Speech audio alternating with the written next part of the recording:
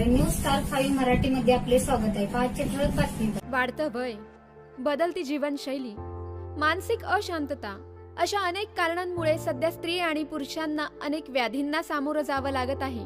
संधिवात हे त्यातीलच एक असह्य करणारं दुखणं. 40 नंतर स्त्रियांमध्ये तर 60 नंतर पुरुषांमध्ये याचे प्रमाण वाढताना दिसत आहे. शरीरातील जॉईंट्स मधील ल्युब्रिकेशन, सोप्या भाषेत सांगायचं झालं तर हाडांमधील वंगण जेव्हा संपायला सुरुवात होते त्यातून निर्माण होणाऱ्या घर्षणामुळे ह्यातील पीडा अधिकच असह्यनीय होऊ लागते. त्यातूनच कंबरदुखी, टाचदुखी, पाठदुखी, हातापायांना मुंग्या येणं अशा प्रकारचा त्रास सुरू होतो.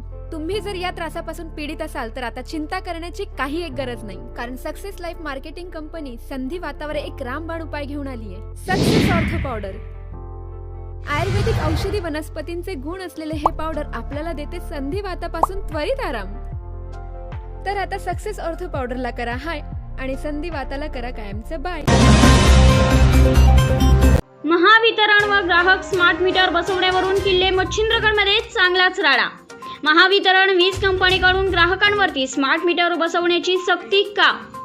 आजची वस्तुस्थिती पाहिली असता आपल्या देशातील वाढती महागाई तथा भूमिहीन शेतमजुरांवरती महावितरण वीज कंपनीकडून ग्राहक व ग्राहकांच्या परिवारातील कोणीच उपस्थित नसताना व ग्राहकास लेखी पत्र व्यवहार न करता कोणतीही पूर्वकल्पना न देता आज किल्ले मच्छिंद्रगड गोपाळ वसाहत येथे 16 स्मार्ट मीटर महावितरण कर्मचाऱ्यांकडून बसवण्यात आलेले आहे.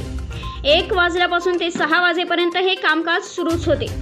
5 वाजल्यानंतर गोपाळ समाज बांधव तथा भगिनी रोजगार करून घरी परतल्यानंतर पाहिले तर काय, आपले वीज मीटर बदलले. सर्वच समाज बांधव एकत्रित येऊन यास विरोध करण्यात आला.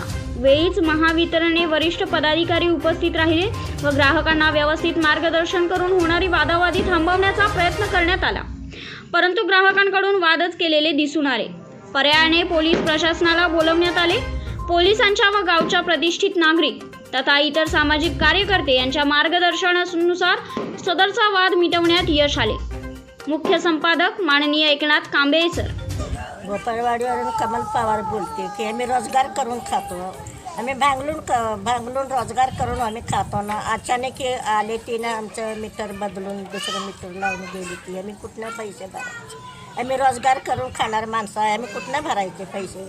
त्याच्यावर तुम्ही न्याय करा. त्याच्यावर तुम्ही गुन्हा दाखल करा. त्याच्यावर तुम्ही आम्ही काय करावं? आम्ही कसं घर चालावं?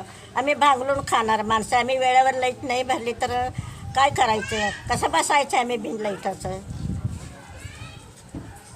तुम्हाला कागदाचं नोटीस वगैरे काय असं MSEBीने दिलं होतं का? नोटीस वगैरे आम्हाला काय दिलं नाही, काय कळवलं नाही, काय नाही. हां, तुम्ही घरात होता का नव्हता? आम्ही घरात नव्हतो ना. अचानक येऊन त्यानं मीटर बदललं. तुम्ही घरात नसताना मीटर महावितरणच्या अधिकाऱ्याने बदललं नाही ना? विचारता त्याने मीटर बदललं. म्हणजे तुम्हाला हे स्मार्ट मीटर नको होता नसताना तुम्हाला नको बदललं. असताना त्याने येऊन बदललं. ठीक आहे.